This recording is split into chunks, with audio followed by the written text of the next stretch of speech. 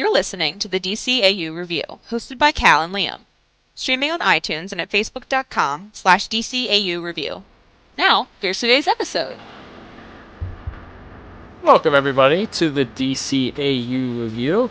I'm your host, Cal, alongside me this week and every episode. It's my good friend, good brother, Liam. Liam, welcome to episode 20 of the DCAU Review. You know, we had a nice visit to the sunny skies of Metropolis for the last few episodes, but we're back to our roots this week. Yeah, we're headed back to Batman the Animated Series. We figured we'd take a detour here, head back to where we started, back to Gotham City. So we're headed back to picking up where we left off in the order of episodes of Batman the Animated Series. And this week we have an episode entitled It's Never Too Late.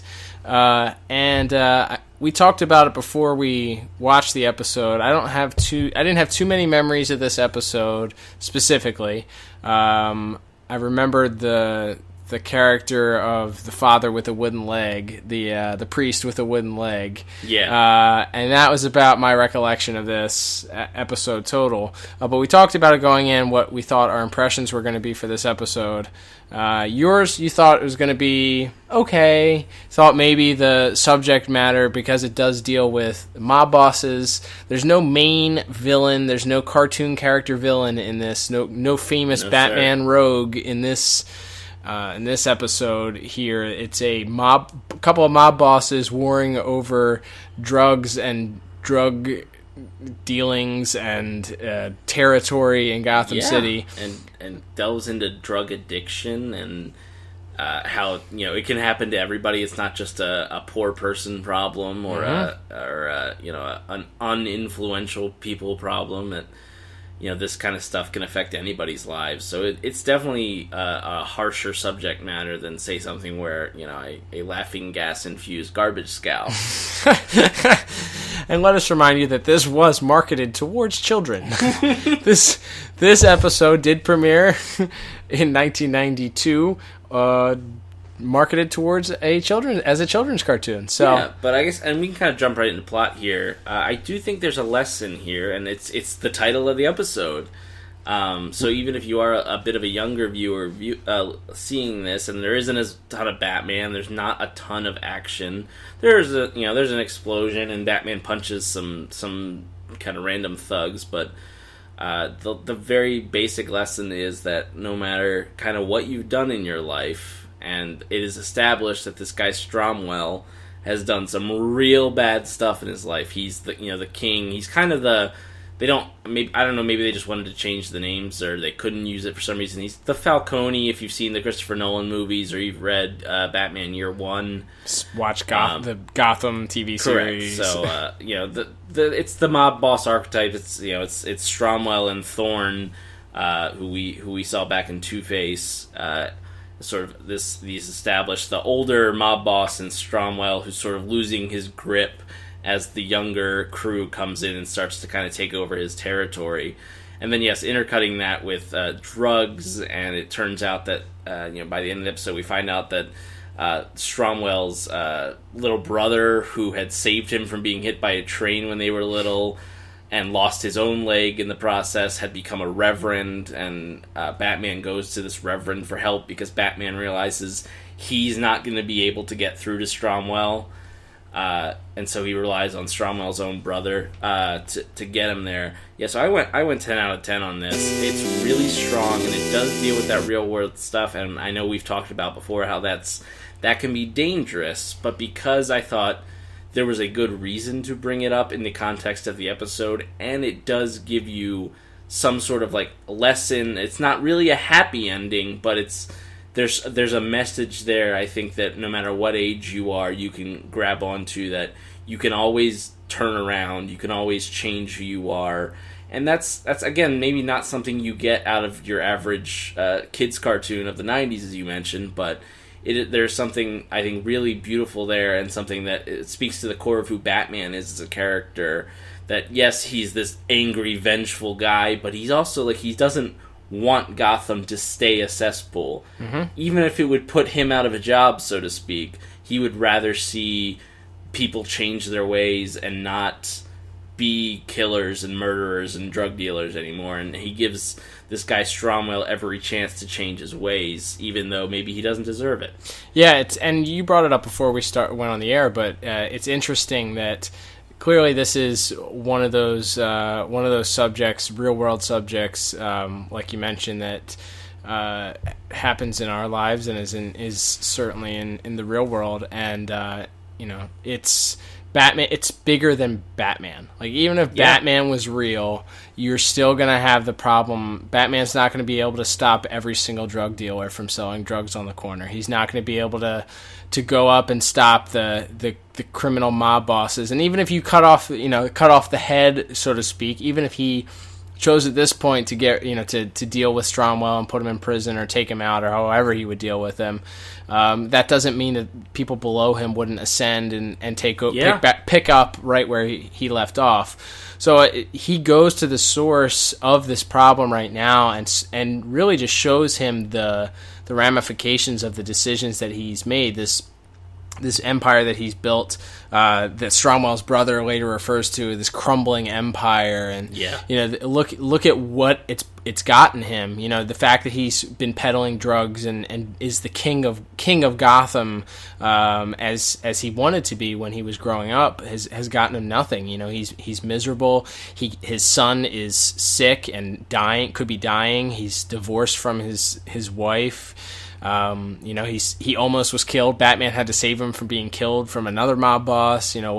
Really, what is this life that you have? And the fact that Batman appeals to him could have very easily just beat the crap out of him and said, "Here you go, like, stop doing this," and scared him into it. But the fact that he showed him and knew that, like, listen, this is bigger than just me roughing you up and telling you to knock it off. You need to learn exactly what this has done, and eventually, like you said at the end, there's a redeeming aspect. We don't know what his statement. He mentions to Commissioner Gordon at the end of the episode that he has a statement for him. You assume that it's going to be something that's going to try and shut down his own operation of drugs, based on what happens in the episode. But you're right. It's really cool. I think going into the episode, I thought we were going to be pleasantly surprised. I think we were. And you can compare and contrast it to the other two episodes that we've done so far from the original Batman animated series that didn't feature the cartoonish Batman Rogue. With the you had the Forgotten, and then you had POV, and those episodes, the Forgotten, sort of less as much as POV. POV was a great storyline. Oh, absolutely. And closest we've come to maybe a perfect episode thus far. But even the Forgotten has aspects and stuff that they tried to touch on, and things that we were like, if they had focused on one thing, there wasn't quite a resolution or even a resolution to this idea of people who are homeless that are without, and how Batman could decide to help them. There's not really a bow that's put on it. Right, and that's sort of the point of that episode. He has the dream sequence in that one that we talked about on our episode of that. Yeah, go back and check that out, by the way. Yeah, and episode where 8 or 9. He just comes to this realization that no matter how much money Bruce Wayne has, no matter, he can give a lot of people jobs, he can buy houses for people, but he doesn't have that much money. He can't solve that as a problem, as a systemic problem that the world faces. And you kind of see that to an extent. It's not so focused. This episode, however, it doesn't drift into that PSA territory. Correct. Where it's not necessarily don't do drugs or don't do crimes, kids. But it's showing you, it's very publicly showing and very matter-of-factly showing you this is where this guy's life has gone. Yes, he made a lot of money and he became the quote. He said he wanted to run this town and he did. But as you mentioned, he lost his wife. His son is perhaps dying, poisoned by the very drugs that he sells. Mm-hmm. And ultimately he's redeemed by his little brother, who saved him once when they were children, and comes back to save him again as adults. It's pretty perfect. So yeah, if I didn't mention, I gave plot 10 out of 10 there. Same. I went with 10 out of 10 too, because I think it's good. It shows you. And we've gone back to it so many times, but how great this animated series was and is, in that they don't need a comic book. You don't need your classic comic book villain. It also doesn't even have to feature a whole ton of Batman to be a good episode. So yeah, 10 out of 10 for plot for me as well. Excuse me. All right, moving on. Let's talk a little bit about music, Liam. Musically, I was surprised. Well, not surprised. I think I mentioned to you before we watched it. I thought I'd remember the music being pretty good in this episode, and I was pretty rewarded. I was pretty happy. There is not one memorable theme throughout. Something that it's mob bosses, and the mob bosses don't really have themes. So this episode has its own theme in and of itself. But it gives you that feeling of like a mafia movie a little bit. Yeah, but it's pretty prominent throughout. It punctuates a lot of scenes very well and does a lot to advance storyline, and it's not there when it doesn't need to be, and I think that it's effective. When I was looking at it, I'm thinking like, okay, do I put it right in the middle because it didn't hurt but didn't help? No, I think it actually did help. So my score for music, despite not having anything that specifically stood out in any one scene, I gave it an 8 out of 10 because I think it did add to the atmosphere and it added to the episode overall. Yeah, I went 6 out of 10. I liked it. I thought it was better than average, obviously. Mm-hmm. But maybe didn't stick out quite as much for me. And I think it's number 4 on the list for me this week because I think the other 3 categories that we generally talk about were generally pretty strong. So to me, it did fade into the background, but that's not necessarily always to the episode's detriment, as we've mentioned before. So yeah, I went 6 out of 10 for that. Awesome. All right, let's jump right to animation. What'd you think about this week's animation? Because I got to be honest, I was worried when we came into it because we saw the preview of the episode and it looked a little like your long-jawed cow hanging over the nose Batman. What did you end up thinking of the animation in this episode? I think it's pretty strong. And if we extend to visuals as we do with Superman, there's a lot of very good atmosphere to this. Mm-hmm. Again, just being back in Gotham City, and for this type of story, this mob, drugs, this is the seedy underbelly, and you just get that feeling when the wide shots of the city, it's just grimy and filthy. Boarded up. Even when they went into the drug rehab center, it was run down. It was clearly underfunded. A lot of dirty tile. Like you could picture yourself in that place. Yeah. So as far as design goes, which obviously is part of visuals and animation, it's tremendously well done. There's a few minor things I didn't. There's a scene where Thorne and Stromwell have a sort of a confrontation in a diner that I didn't think was lit particularly well. You mentioned there's off the air. There's kind of a weird yellowish filter to their skin. Yeah, it's kind of weird. It's also not a ton of shadows, so it kind of looked like almost something out like the Fantastic Four cartoon or something. Just looks like animated people on a compliment on a boring background. So just so a few minor tweaks, but overall I gave animation 8 out of 10. It's really strong. The visuals. Of these flashbacks he keeps having of this train almost hitting him with you first just see like a big cloud moving towards him, and then the locomotive bursts out of the steam. That was a cool visual. And some of the other things you got, and you do get a little bit of Batman flipping around, and you get a little bit of hashtag cape movement. Now we're talking. Didn't you promise us double the hashtag cape movement? So I guess I got to talk about it for longer. All right, you're right. You see the cape movement when he has Stromwell in his arms and he's flipping around, unnecessary flipping. Flip! He's basically every time you see Batman in this episode, his cape is moving a little bit. There's not a lot of those moments where he's sort of painted into the background here. So good hashtag cape movement. I may not have totally lived up to my promise, but I did want to make sure I mentioned it. So the episode dictates the hashtag cape movement. Yes, that's true. And like we've said, Batman plays a pretty minor role here, but he does have a pretty. He's striking visually, and he's not as off model. It's not quite the beak nose that you see in certain episodes, or it's not quite as bad as you see it in some episodes. His chin's not quite as jagged and long. Certainly not as we saw in World's Finest don't recently. So yeah, I went 8 out of 10 for animation myself. What about you? Yeah, mine was 7 out of 10. Shocking that we're so close together on our ratings. That never happens.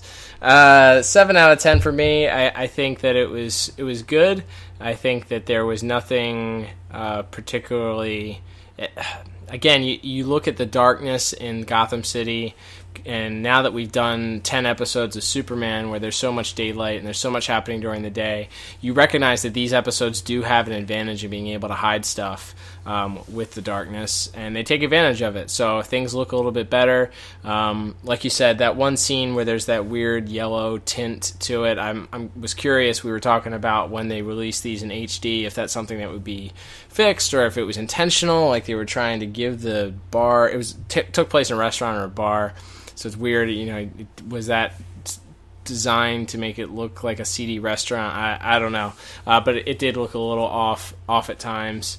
And man, if that one strand, like they decided to do bald people, and with that one strand of hair, it reminds me of the Joker's Favor episode, where that one giant thick strand of hair just keeps falling down in the Joker's Favor episode. They did the same, like one thick strand of hair on the brother that is the priest in this episode, and that just gets on my nerves because I don't know, it just gets on my nerves. Like just make them bald. I just don't think it's that common of a hairstyle. Yeah, right. So to see it like 3 or 4 different times in the course of the series is bizarre, kind of funny, right? It's just one that 3. I guess it's supposed to be like a strand of hair over a bald spot. Not reluctant to let go of their. I don't know. Anyway, that guy, nitpicking, but 7 out of 10 for me in animation. Awesome. Let's move on to our final category, Liam, which is voice acting. Let's. What do we need to know about this week's players and special guests, featured artists here in our voice actors? Yeah, this is an interesting one because, as you mentioned, there is no Jokers, Penguins, Riddlers here. These no, even hashtag my Alfred. No, not at all. So it's outside of Kevin Conroy as Batman, obviously.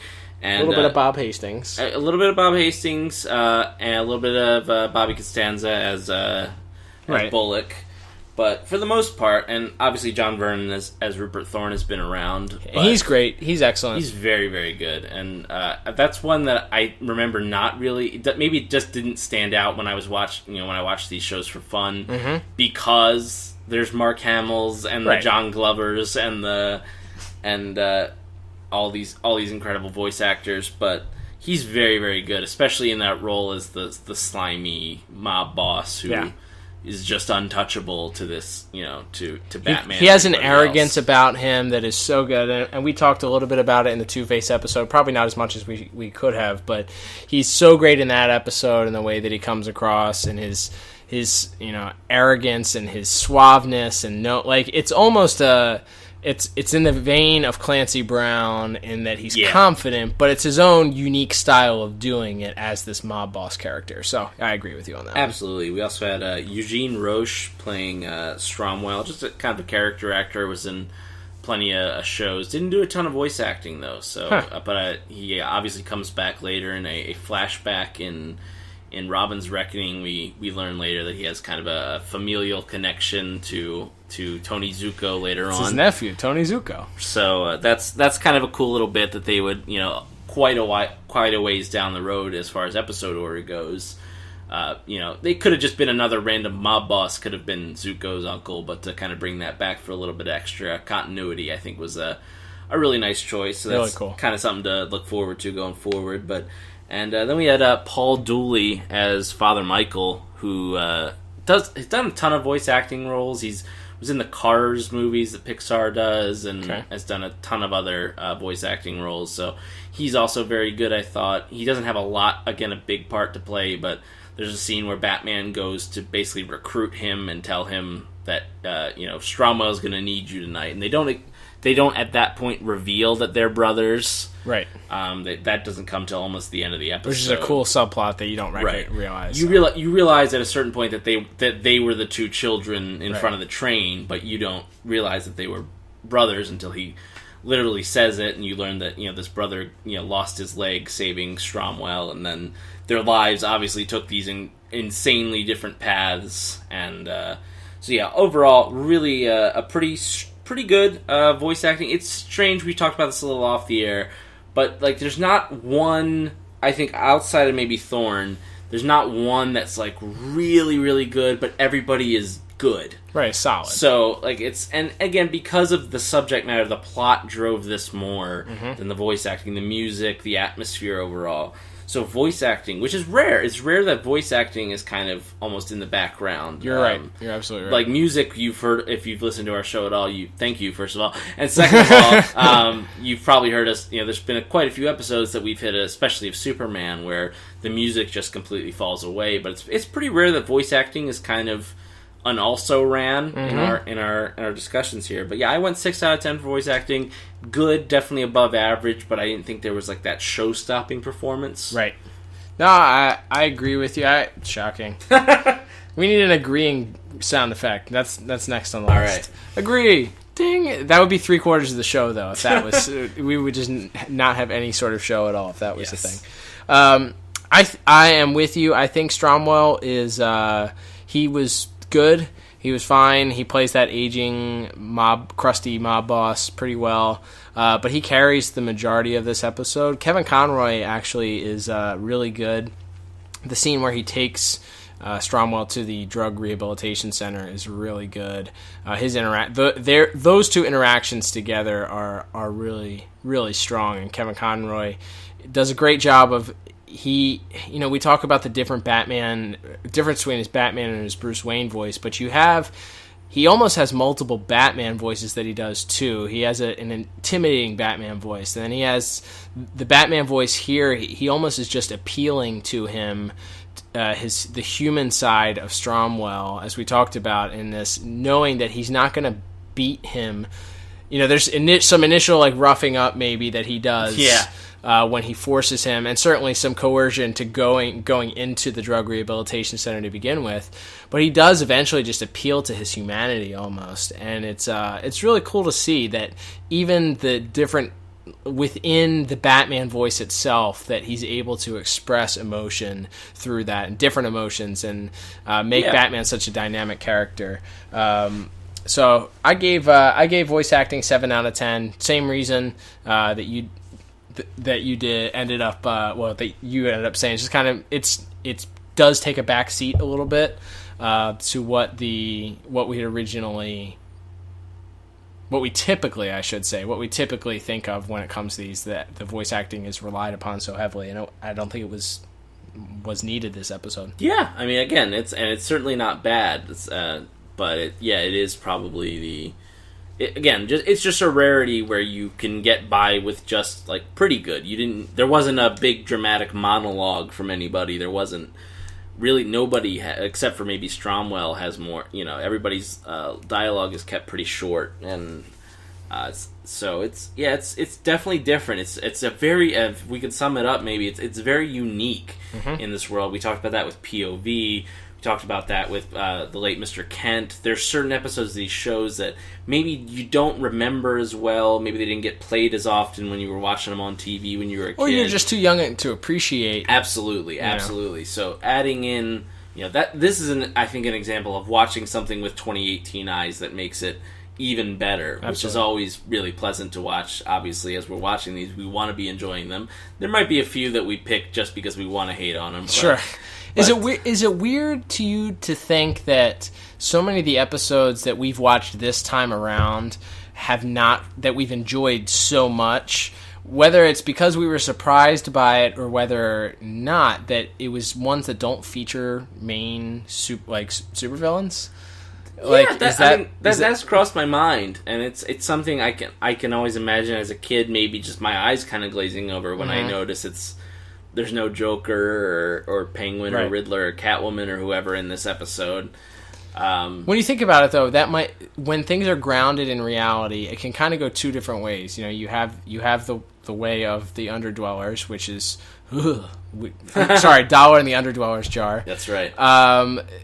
So you have that way where it's too real, it's uncomfortable. But you also have the way of like the Christopher Nolan films, which they got significantly less reality based as they went along, certainly. But the reason why Batman Begins was so universally loved by fans and critics was because it was based in a lot of reality, and it made Batman, this character, this guy that dresses up like a bat, realistic. You could see it happening in the real world. So and it's not necessarily doesn't have to be like traditional realism so much as you need to be able to relate to this character. Right. And that's that's the middle ground. That's why we talked about with Superman. Superman's the least realistic character there's ever been, but there's a reason that he's endured, and it's because you can relate to him on a personal level. And I think an episode like this helps you relate to Batman, who is seen as this driven, angry guy, as I mentioned, and here, as you mentioned, thanks to Kevin Conroy's sort of nuanced Batman performance here, that there's layers to this guy. He doesn't just want to fight crime and punch guys forever. He wants to see this city turn around and become a better place to live for everybody. Absolutely. All right, my final score, 31 out of 40. Liam, yours? Yeah, so my final score is 30 out of 40. Really solid episode, and again, a really nice surprise here. So yeah, it's pleasant. We kind of, like you said, we kind of thought that maybe it would be too real for us to enjoy, but it was good. They did great execution with this, not over the top, and way to play it, well enough to be enjoyed 26 years later. Absolutely. All right, Liam, with that, why don't we start wrapping things up? Thank you, everybody, for giving us a listen today. If you liked us and you're listening to us on iTunes, we appreciate that. Please give us a 5-star review if you can. Leave us a comment. Tell people why you like the show, what you like about the show. That helps us immensely. Thank you to anybody listening to us out on Google Podcasts. Also, if you weren't aware, you're a Droid guy. Perhaps you're going through the hassle of trying to download stuff from iTunes and get it on your phone. Download the Google Podcasts app. It's search for DCAU Review. We're right there on there. You can stream it, and you can download it to your phone directly. You can also, of course, always stream us directly from our website, DCAUreview.com.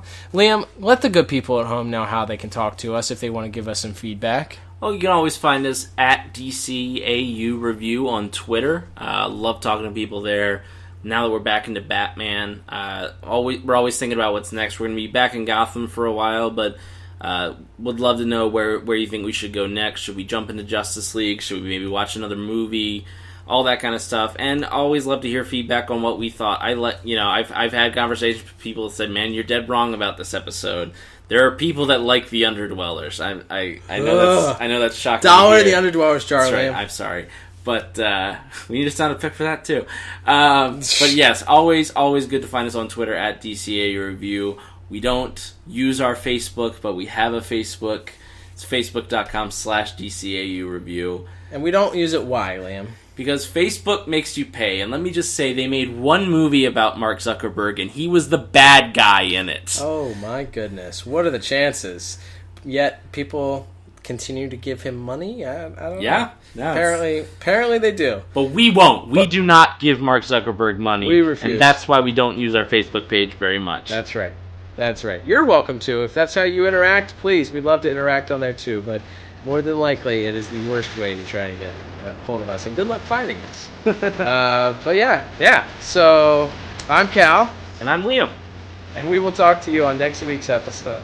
Goodbye.